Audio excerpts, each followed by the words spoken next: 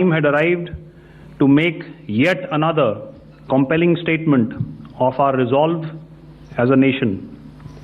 Operation Sindoor was conceptualized with a clear military aim to punish the perpetrators and planners of terror and to destroy their terror infrastructure.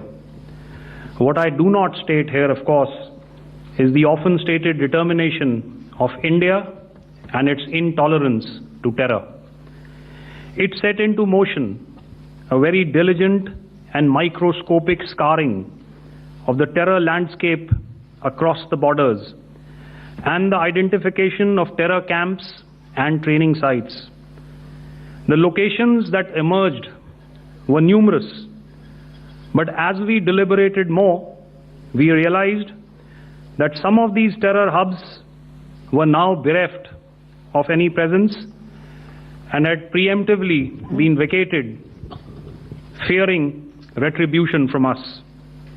There was also a term of reference and our own binding, self-imposed restriction to target only terrorists and thus prevent collateral damage. There were 9 camps that you are now all familiar with, which were confirmed by our various intelligence agencies to be inhabited. Some of these were in POJK, while there were others that were located in the Punjab province in Pakistan.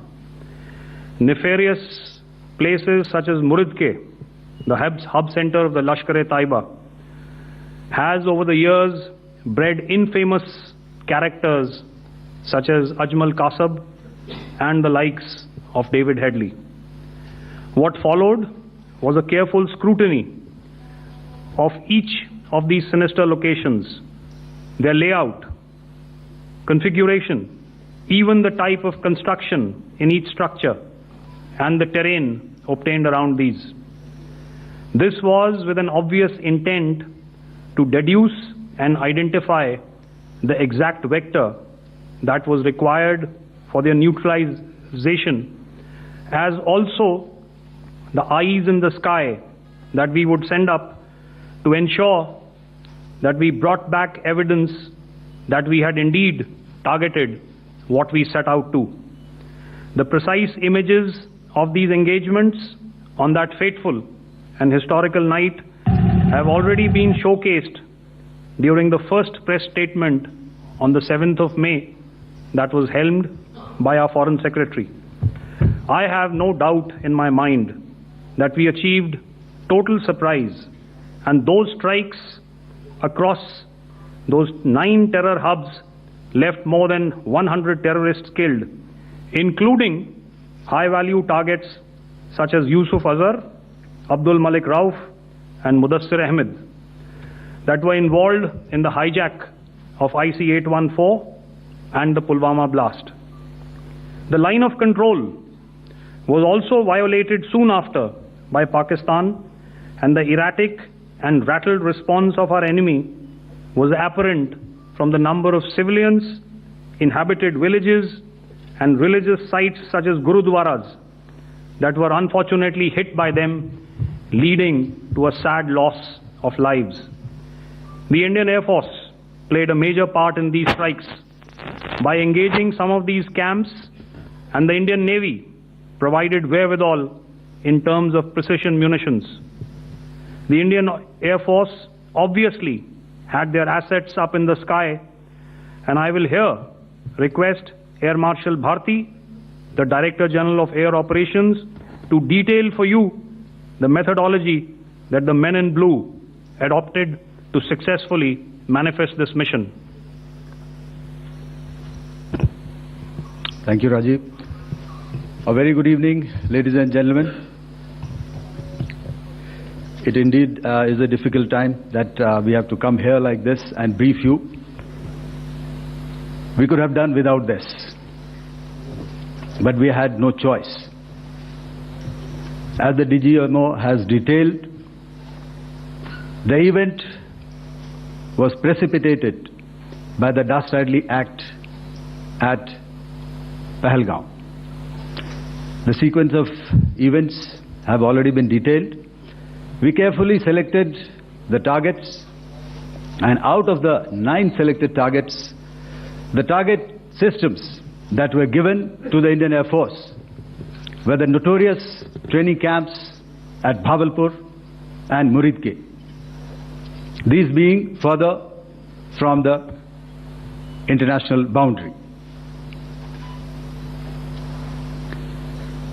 Through critical target system analysis, we analyzed what was to be done to annihilate these targets and plan to engage these targets with precision air-to-surface guided munitions so as to avoid collateral damage. The modalities of planning process I will not go through at this instant. However, what I would like to show you is the results that we achieved through our targeted airstrikes. Could I have the second slide, please?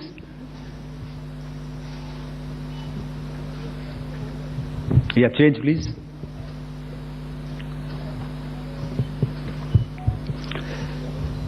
Okay. This is what the terror infra at Muridke looks like. If you see, north is as indicated, and to the right is east, where the international boundary lies. Could we have the next slide, please?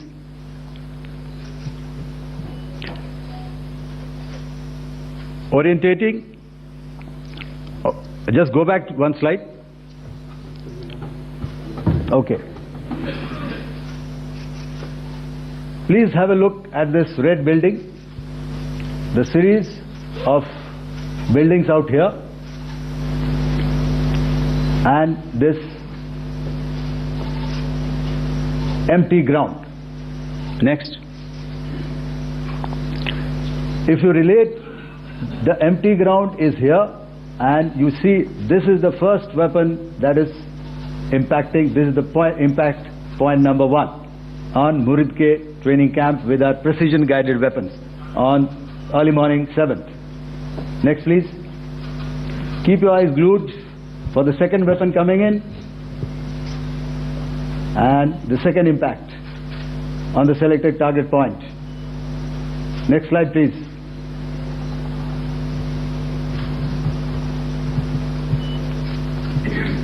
Third weapon, third impact. Continue. And fourth weapon, fourth impact. So through these targeted and precision targeting, we addressed the target at Muridke, which was the terrain infrastructure. Can you hear me? All right.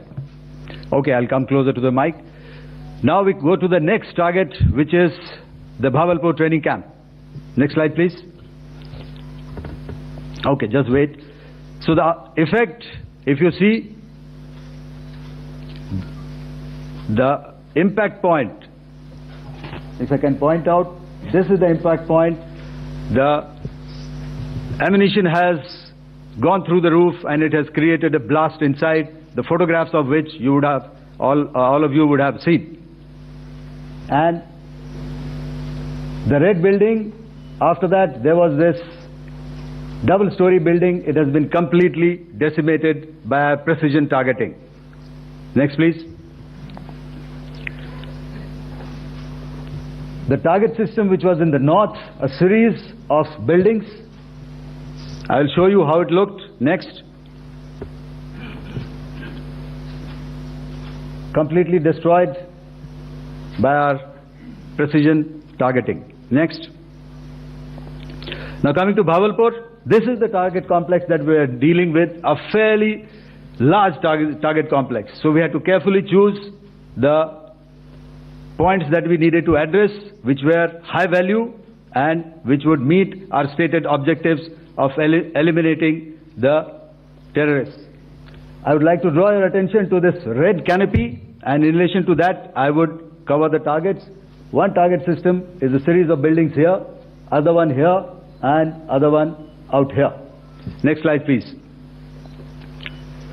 This is how it looked before, and this is how the building looked after the impact of the weapon. And orientation in relation to this red canopy, you can see here.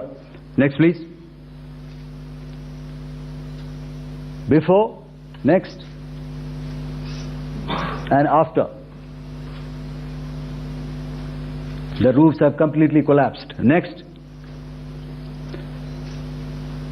This is the target system. Next. Precision targeting, and we have achieved our objectives here. Next. All right. So that was what we did on the 7th. Our objective was to address these two terrorist camps, and that we did with precision. And thereafter, we maintained a robust air defense posture, because remember, our objective was to target the terrorists and terrorist infrastructure, not any other infrastructure, not the Pakistani military, not the Pakistani any other infrastructure. So that is what we have maintained on the 7th of May. However, what we saw in the evening of 7th of May, we were saturated with a raid of Pakistani unmanned aerial vehicles and small drones. And these came in waves in our civilian areas, over our military installations, and all of them were successfully intercepted. Few of them did manage to land. However, there was not much damage that they did. And we have our robust counter-US hard kill and soft kill systems which did the job. However, the difference here was that we had targeted the terrorists. The adversary now has targeted our civilians and the military infrastructure. So it had to be responded to. So in a quick and calibrated response, that very night, we struck their radar installations at Lahore and close to Gujranwala, the LYT installation, to indicate to him that we are ready, yet we do not want to escalate. Our fight was with the terrorists and not with the Pakistani military establishment. Thank you. Thank you, Air Marshal Bharti. So, ladies and gentlemen, he's outlined operations not only on the night of 6th and 7th of May, when Operation Sindoor commenced, but also on the subsequent night. Being well aware and familiar with the congenital and impulsive nature of our adversary, and even though we did attempt to reach out and communicate our compulsions to strike at the heart of terror to my counterpart in the immediate wake of Operation Sindoor, the request was brusquely turned down, with an intimation that a severe response was inevitable and in the offing. We were, of course, prepared. Operations on the 7th and the 8th, Air Marshal Bharti spoken about. On the night of 8th and 9th of May, they flew drones and aircrafts into our airspace all across the borders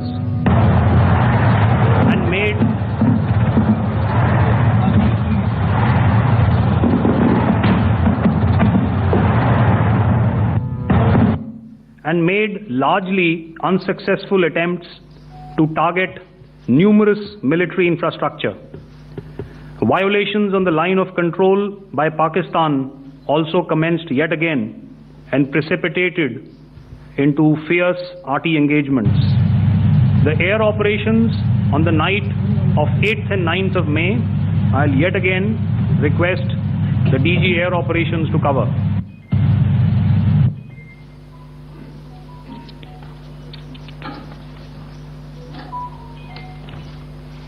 So I just covered what happened on the night of 7th and 8th. What we found that on the night of 8th and 9th, starting as early as 22-30 hours. Our cities had a mass raid of drones, unmanned aerial vehicles, UCAVs, starting right from Srinagar, going down right up to Nalia. It was a mass raid in waves, and it was relentless. However, we were prepared, and our air defense preparedness ensured that there is no damage on ground or to any of the intended targets that the enemy might have planned for. The difference between 7th night and 8th night was that on 7th night he sent in his Jihad class of UAVs. However, these UAVs can go some distance, they are armed. However, on the 8th, less numbers of armed UCAVs were there or UAVs were there, and more numbers of quadcopters, maybe for surveillance or just for harassment of civilians. This continued till midnight. Our air defense preparedness ensured that there was no damage on the ground, either to the military installations or to the civilians. However, the enemy had yet again shown that he wanted to up the ante and he wanted a fight, and we were up to the task. In a measured and calibrated response, we once again targeted his military installations, which included his SAM sites at Malirkant. This also included his surveillance radar sites at Lahore and close to Gujranwala. These were suitably addressed, and thereafter his drone attacks continued even till morning, which we countered, and during the daytime there was some respite. Here I would like to bring out another aspect. What we found was that while the drone attacks were being launched from somewhere close to Lahore, enemy had allowed his civilian aircraft to also continue to fly out of Lahore. Not only his own aircraft, but international passenger aircraft, which is quite insensitive, and we had to exercise extreme caution, even at the cost of some tactical disadvantage, to ensure that there is no damage to any of the civilian aircraft. And this was also brought out in our press briefing during the day. So I will now hand over to my colleague to cover the events of 9th onwards. On land, we also undertook certain measures such as deployment of air defense and electronic warfare assets to establish an integrated grid with the Indian Air Force, and I have seen and heard some of you wax eloquent about the benefits of such an architecture when it comes to negating and combating air intrusions.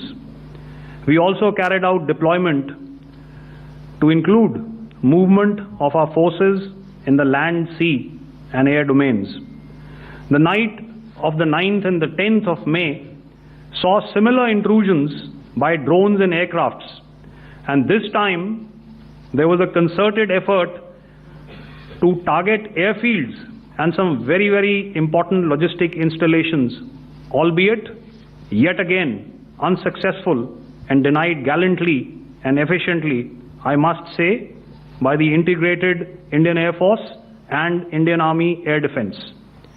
We further strengthened our deployment and also initiated some pressure points to send a very clear and unambiguous message to the other side to desist from any misadventures on land. Some of the airfields and dumps saw repeated attacks in waves from the air.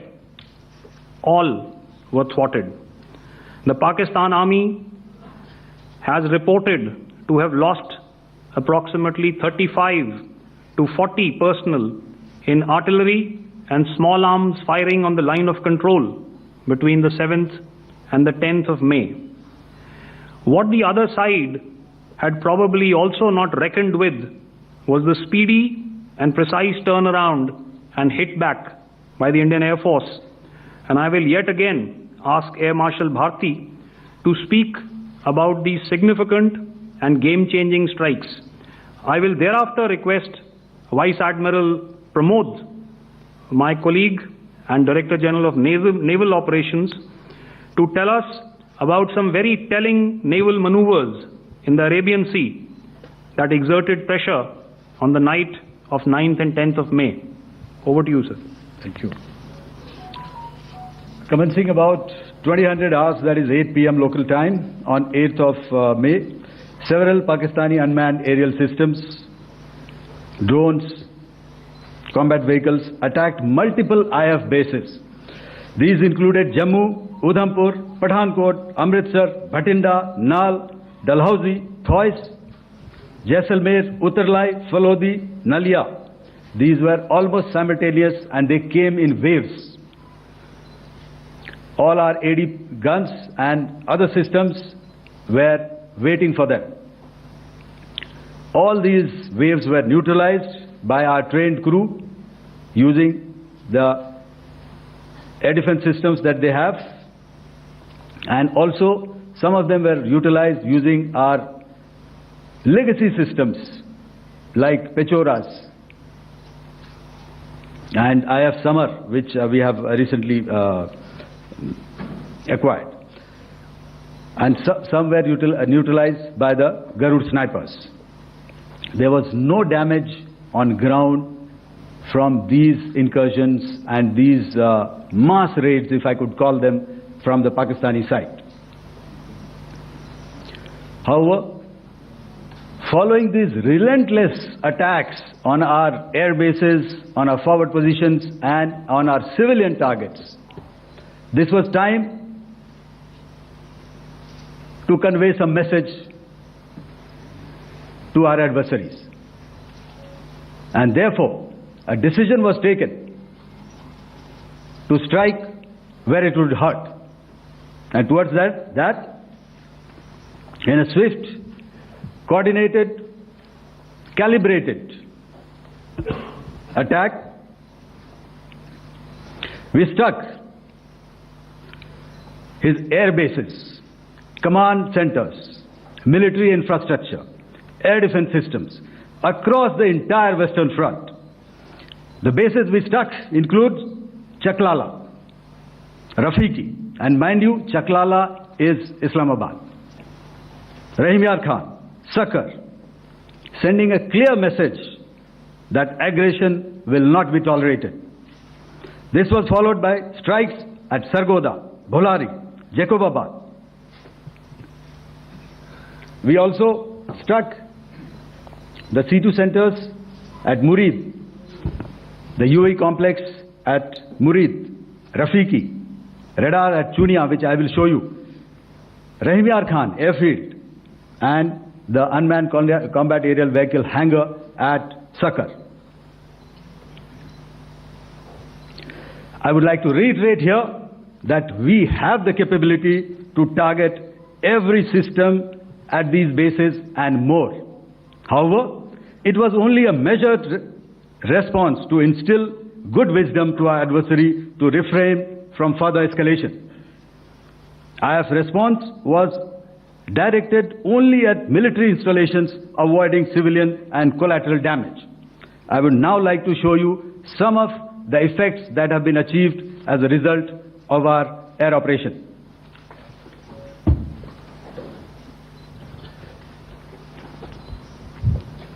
Here is the Pasrur air defense system. If you could see, zoomed up view, this is the radar mounted on a high tower. And after the strike,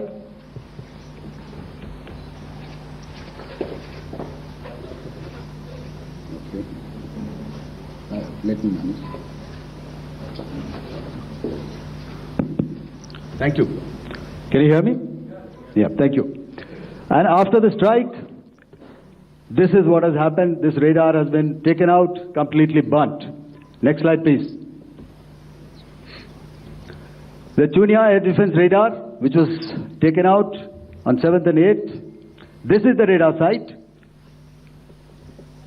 A blown up photograph once again on a tower, not very clear, but what you see very clearly is the after effect after we have struck. The radar head has been completely decapitated. Next slide, please. Arifwala air defense radar. In this complex, you see how it looked before, blown up image, and after really blown up. Next. Now coming to Sargodha airfield. Remember, this is one of their important airfields wherein they have a lot of assets, F-16s, other assets which they keep getting, training institutes. And we have stuck this airfield. It is not, if you zoom in here, then one impact point here on the runway and second impact point of our weapon, precision weapon on the runway. And if you see this blown up, repairing going on. Same here. Next. Rahimyar Khan. This is the area we have struck. A deep strike out here and one complex here.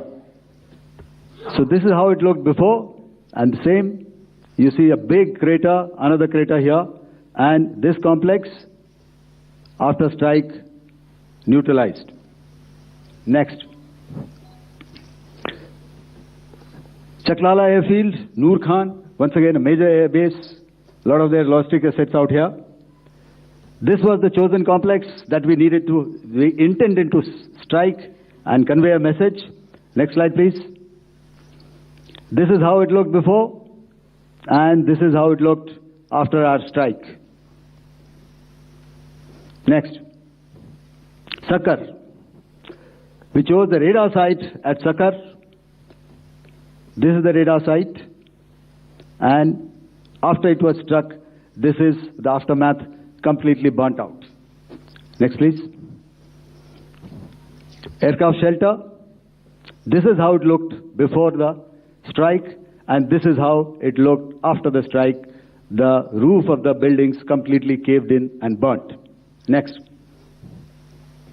Bolari airfield, aircraft hangar. This is how it looked before, and this is how it looked after the precision strike. Next. Jacobabad, aircraft hangar, and this is how it looked after. Next. So what I'm trying to convey here, ladies and gentlemen, is to start with, our fight was neither with the Pakistani military nor with anybody else who's there on the other side. Our fight was with the terrorists. We neutralized the terrorists that we selected to be neutralized, and thereafter we only maintained the air defense posture. However, we were relentlessly pounded by waves after waves, night after night, by his UCAVs, by his drones, and by his other unmanned aerial systems. And that left us with no choice but to retaliate, and yet our retaliation was calibrated, it was graduated, and it was proportionate. Thank you.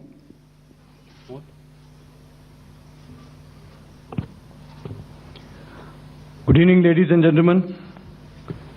In the aftermath of the cowardly attacks on innocent tourists at Pahalgam in Jammu and Kashmir by Pakistani-sponsored terrorists on 22nd April, the Indian Navy's Carrier Battle Group, surface forces, submarines and aviation assets were immediately deployed at sea with full combat readiness in concert with the joint operation plan of the Indian Defence Forces.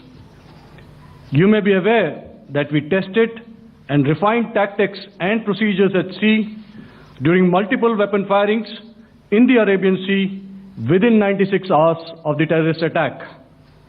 The aim was to revalidate our crew, armament, equipment and platform readiness to deliver various ordnance on selected targets precisely. Thereafter, our forces remained forward deployed in the Northern Arabian Sea in a dissuasive and deterrent posture with full readiness and capacity to strike select targets at sea and on land, including Karachi at time of our choosing. The forward deployment of the Indian Navy compelled Pakistani naval and air units to be in a defensive posture, mostly inside harbors or very close to the coast, which we monitored continuously. The Indian Navy maintained seamless maritime domain awareness throughout the duration and was entirely aware of the location and movement of Pakistani units. In effect, we had and continue to have good battle space transparency using our maritime domain awareness grid. As you are aware, our response has been measured, proportionate, non-escalatory, and responsible from day one. Accordingly, the calibrated approach considered all options, including the ability of the Indian Navy for offensive action from and at sea. As part of this escalation control mechanism, the application of force by the Navy was planned in a synchronized manner in coordination with the Army and Air Force, the highlight being teams from the three services working closely in an integrated manner.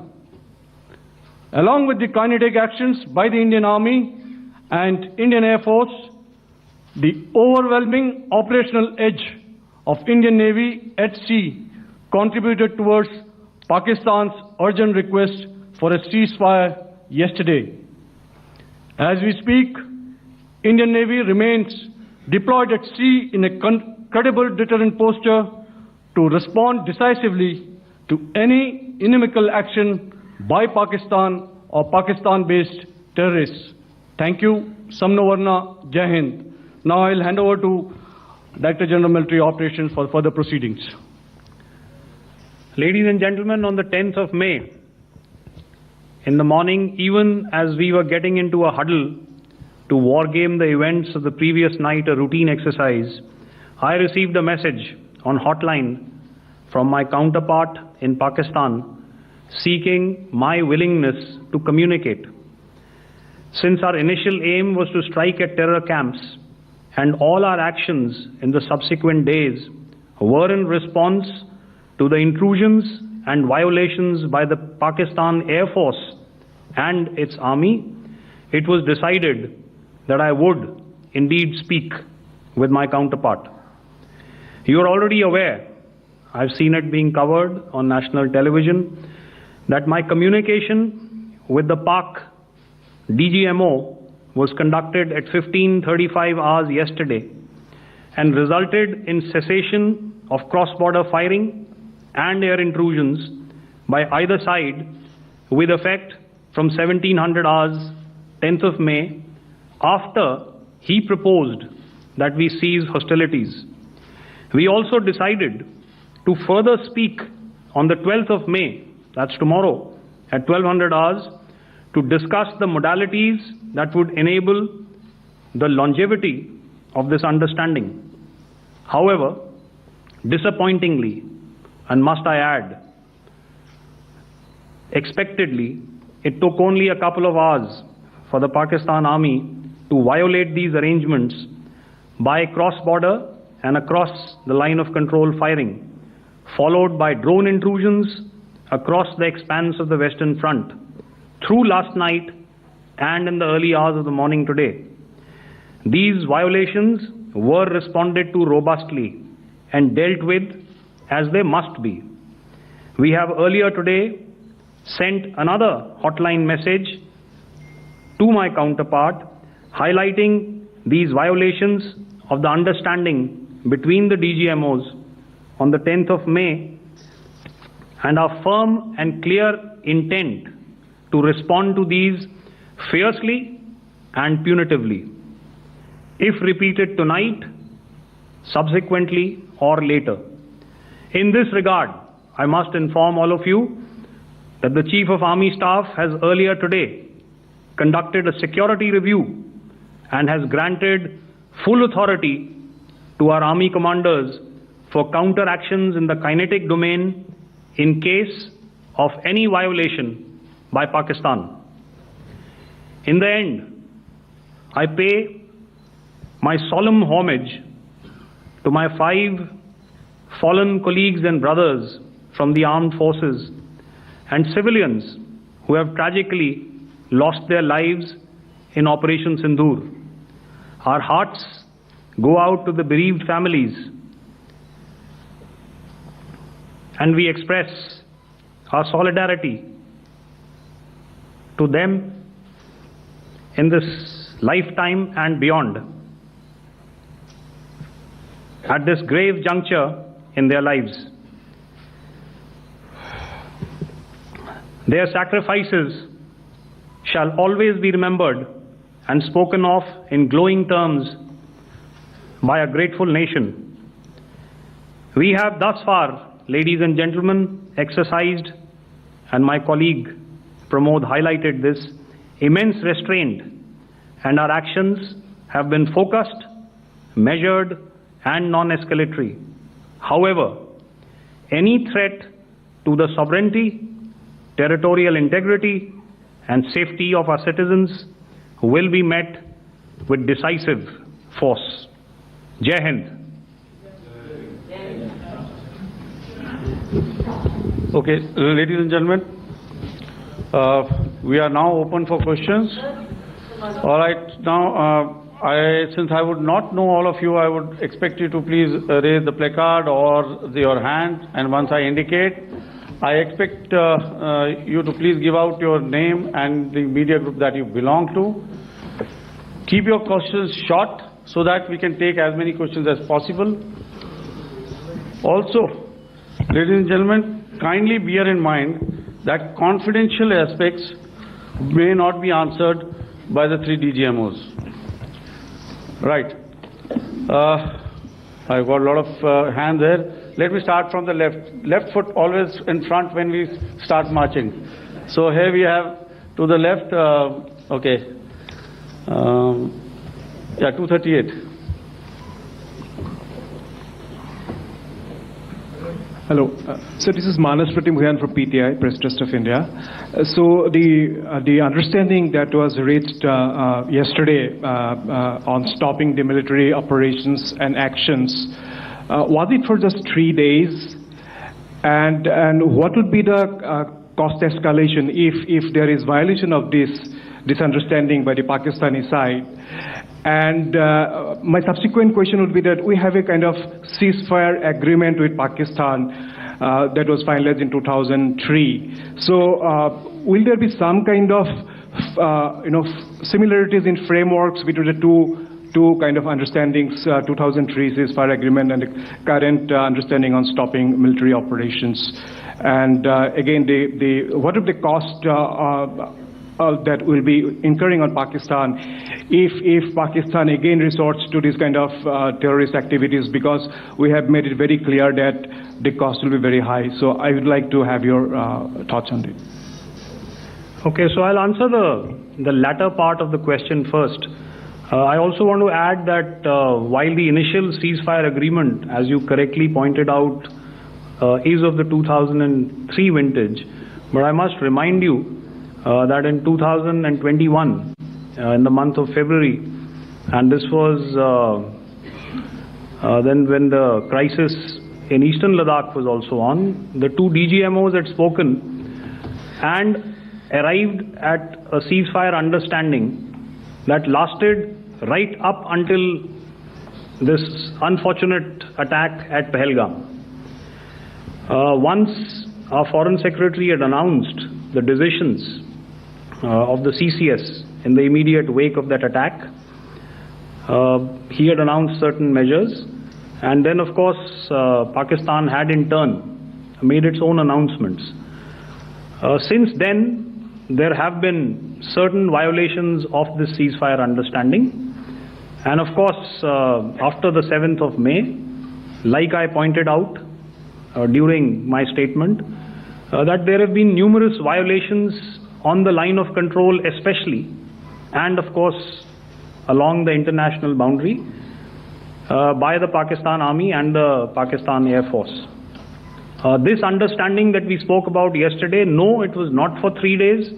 It was first to stop aggressive and hostile activities immediately, let that order and direction settle down for about 36 hours, and thereafter discuss modalities, like I said, to ensure its longevity. That is tomorrow on the 12th of May. But unfortunately, we had a violation starting at approximately 1900 hours last night, and we've sent a communique, like I said, to the Pakistan Military Operations Directorate, and we will await as to what happens tonight. All right. The cost escalation, I'll leave it to your best imagination. I've already said that the response will be fierce and punitive. Now, the right foot forward. Yeah.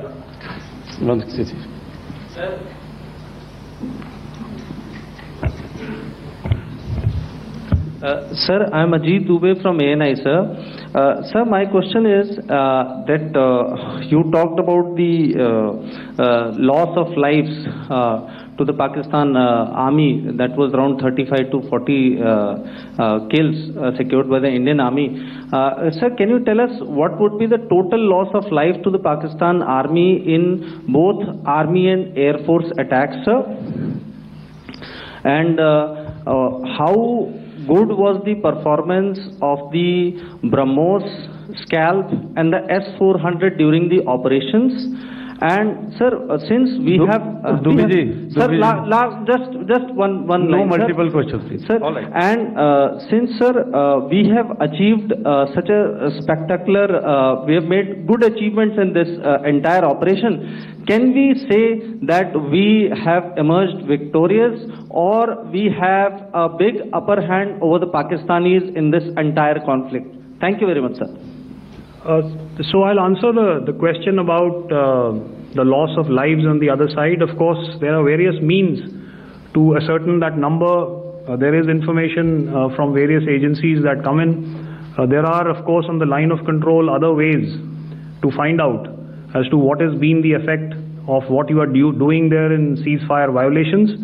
So therefore, I mentioned 35 to 40 on the line of control, and please remember that once Operation Sindoor was launched, the responses of the Pakistan Army were also on Indian Army or the Indian Armed Forces infrastructure. Let me put it that way. So that's why I did not cover casualties of the Pakistan Army, at least in the initial phases of battle, because those were not our targets.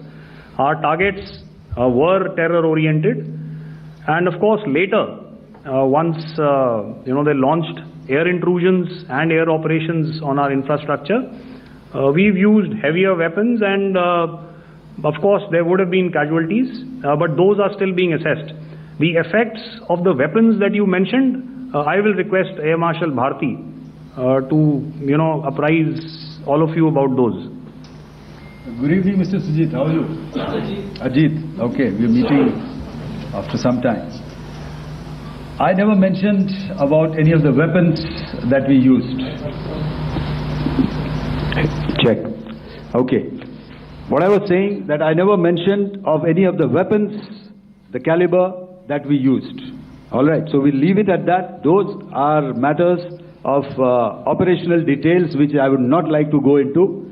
But suffice to say that whatever methods and whatever means we have chosen, it had the desired effects on the enemy targets. How many casualties?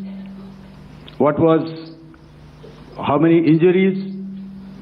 Well, to start with, our aim was not to inflict casualties, but in case there have been, it is for them to count. Our job is to hit the target, not to count the body bags. And the last part of your question, I wonder if you read out the tweet on ADG-PI at midnight once we'd done what we had to in Operation Sindoor. And that's credit to my friend here on the left. Justice has been served, Ajit. That is all that I will say. Ajit, no, I'll request you to, refrain putting words into his mouth. All right. Yeah, I'll come back to the left. 147. Sorry, 47. No, one more. 47. Did I see it here or? Yeah. Good evening, gentlemen. Sorry, 147. I saw it there. Sorry. Okay. Yeah. Since I've already said 147. Start, please. Hi, sir. Good evening. This is Shivam Patel from Reuters News Agency. Thank you for giving me the opportunity. My question, sir, is how many military targets did Indian Armed Forces strike in Pakistan in response to the attacks from Pakistan? How were these targets selected? And how many troop casualties have been there in total on both sides, if you can give details? Thank you. I'm sorry, where are you? I haven't spotted his... He's to the right. Okay. Can you just repeat that for me, please? Sure, sir. So my name is Shivam Patel. I'm from Reuters News Agency. My question is, how many military targets in total did the Indian Armed Forces strike in Pakistan in response to the attack from Pakistan? How were these targets selected? And how many troop casualties have been there on both sides, if you can? So you're speaking of the targets that I mentioned in the wake of the attack at Pahalgam, right? Military targets, sir, after full response. Yeah, I think it's amply clear to everybody here that the Pakistan army has not crossed the international boundary, neither in the plain sector nor on the line of control. So the intrusions have been in the air. There have been certain attempts on the line of control when ceasefire violations have been on to try and infiltrate and carry out and perpetrate activities that we are all very well familiar with. Whether these are by terrorists or by the Pakistan army or its special forces and commandos is difficult to say, but each of these have been effectively thwarted. So therefore, as far as engagements of military targets on the other side is concerned, I thought Air Marshal Bharti covered those very well and in detail, and he also mentioned as to how they went about targeting those. I think those images were very clear and very, very graphic in telling us as to what we needed to hit. And you'll remember right at the outset I said that we even went into what was the construction in each of these locations and therefore decided on the vector that had to be utilized. Please. Okay, if I could add to what the DGMO has said. I have already detailed the targets. Now, whether it is X numbers or Y numbers that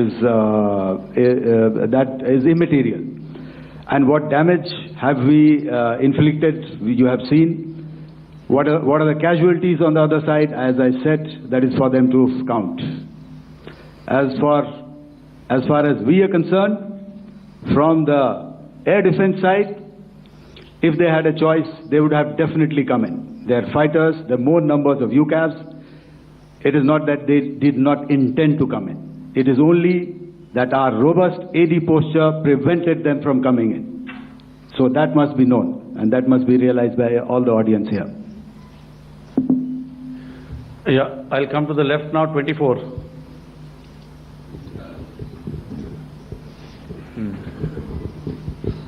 Good evening, sir. This is Anvesh Rath from Z. Sir, I wanted to know on the first briefing which was done by FS and two representatives from Air Force and Army, you showed a list where there was 21 places in that list. You have stuck 9. Are more operations going to be held? Is Operation Sindoor still on? And the second question, thank you, sir. Thank you so much. And also, I want to congratulate all three of you for a fantastic operation that you guys have done. Thank you so much. Thank you so much for that one question. Yeah. Sir, the question. Unfortunately, Rath, is that your name? I'm sorry.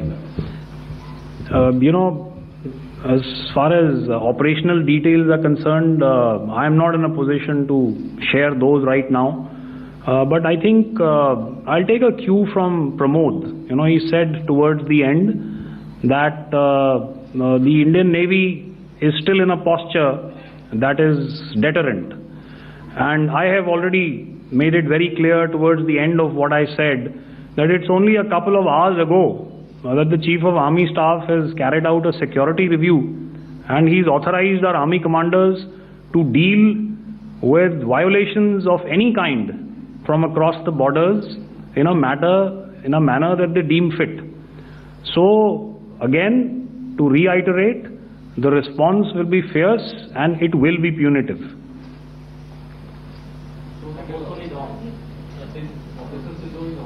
Yes. 163.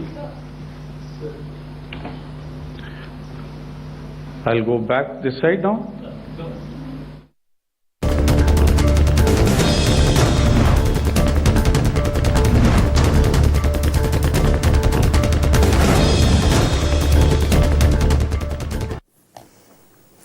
प्रणाम, मैं गरिमा सिंह। तो तीनों सेनाओं के, हमारी थल सेना, जल सेना और वायु सेना के डीजीएमओज ने, यानी कि director general of military operations ने ऑपरेशन सिंदूर की हर बारीक डिटेल इस देश के 144 करोड़ लोगों के साथ साझा की। और जो सबसे महत्वपूर्ण बातें निकल कर आई वो ये कि हमने सिर्फ आतंकी कैंप्स को तबाह किया, 9 आतंकी कैंप्स तबाह किए गए। ऑपरेशन सिंदूर का मकसद आतंक को खत्म करना था। 100 आतंकियों को मारा गया और इनमें पाकिस्तान सेना के जो टॉप ऑफिसर्स थे वो भी मारे गए। अलावा इसके सारे ऑफिसर्स ने यह भी बताया कि पाकिस्तान ने श्रीनगर से कच्छ तक ड्रोन भेजे और भारत के सैन्य ठिकानों को भी निशाना बनाने की कोशिश हुई। पाकिस्तान के ड्रोन्स लेकिन मार गिराए गए और हमने अपनी उपलब्धियों के तौर पर इस ऑपरेशन सिंदूर से इन 4 दिनों में क्या हासिल किया। लाहौर में रडार सिस्टम को तबाह किया गया। अलावा इसके रहीम यार खान का रनवे उड़ाया गया। चुनियान में एयर डिफेंस को नष्ट किया गया। जैकोबाबाद में हैंगर को भारत ने तबाह कर दिया। 3 और रडार सिस्टम तबाह किए गए और हमारी मिसाइलें इस्लामाबाद तक पहुंची। ये डीजीएमओज बताते नजर आए। पसरूर में भी एक और पाकिस्तान के रडार सिस्टम को खत्म किया गया। अब ये जो इस पूरी इंफॉर्मेशन का, इस डिटेल का